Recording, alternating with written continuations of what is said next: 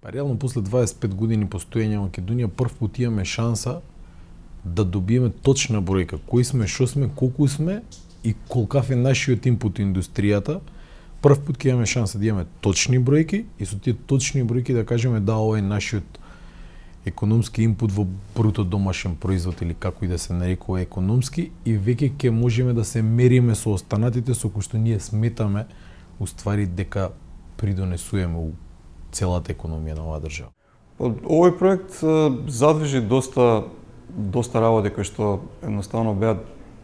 устоени, да ги кажеме така.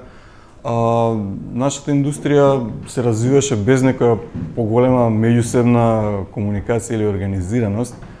и сметаме дека треба и тоа како сме заслужиле да влијаеме многу повеќе врз политиките што се и што потенцијално ќе влијаат на развојот на нашата индустрија. Успеавме најпосле да искомуницираме или да се погледнеме во очи да поразговараме за проблемите и потенцијалите што ги имаме и што е најдобро да се изнајдат и решенија за сите тие проблеми. Со повеќето состаноци кои што беа навистина вродија со плод и мислам дека од сето ова ќе произникне една по-силна и побрзо растечка индустрија. Со досега реализираните фази од проектот за мерење на придонесот на аудиовизуелната индустрија во Република Македонија се направи еден значителен исчекор, бидејќи се предонесе за градење на свеста кај чинителите од одредените сегменти во таа индустрија, дека сите се тие, составен дел од една целина и дека имаат многу повеќе заеднички отколку спротивставени интереси. Голем исчекор според мене беше тоа што вие успеавте да не седнете сите на една иста маса за една отворена дебата, од која што во понатамошната фаза со експертскиот панел, заеднички ги дефиниравме проблемите како поидовна точка за сега веќе разработените насоки. Со продолжување на еден ваков проект сметам дека таа иницијална каписла или иницијатива која што вие ја дадовте ќе си ја добие логичната разврска, односно поттикнување на институциите, на релевантните чинители во индустријата и во делот на државните органи да ги преземат сите оние конкретни мерки кои што се потребни за да ја движиме индустријата во насоката во која што би сакале да се движи, да има уште поголем придонес за сите. На почетокот на реализацијата на проектот се соочивме со многу непознати. Недостасуваа голем број на податоци и прецизни мерења на сето она што не интересира во врска со креативните аудиовизуелни индустрии. Не постоеше ниту класификација која ги обединува оние три столба: продукцијата, радиодифузерите и новите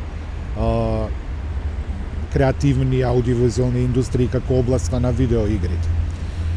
Самиот проект представуваше нивно прво поврзување и она што најмногу изненадува е дека сите учесници во проектот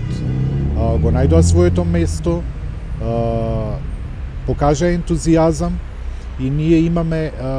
за прв пат се зајакна свеста за нивно заедничко работење на вакви поголеми проекти и самите покажа на кој начин треба да се работи кога се размислува за создавање на квалитетни политики кои ќе бидат одржливи и кои ќе бидат поеднакво од бенефит за сите. Долгогодишното отсуство на стратегија за развој во аудиовизуелната индустрија е рефлектирана и во отсуство на стратегија за развој во високообразовните институции од оваа област. Дефицитот на кадар, кој што е евидентен во аудиовизуелните индустрии, е резултат пред се на долгогодишната апатија кон високообразовните институции од оваа област, а кој што е особено видлив денес пред се заради желбата и потребата на државата и институциите да ја стимулираат продукцијата на домашната играна програма. Проектот на Високата школа за новинарство и односи со јавноста и како е до исклучителна важност за Факултетот за драмски уметности, бидејќи ќе се обиде да ги надмине детектираните проблеми, воспостави некаква стратегија и трасира идни насоки на сите чинители во аудиовизуелниот сектор. Верувам дека сите државни институции ќе ја препознаат потребата за промена и иницијатива, за промени во аудиовизуелниот сектор, а ние како институција, како факултет ќе создаваме и продуцираме успешни дипломци кои што ќе работат во успешна и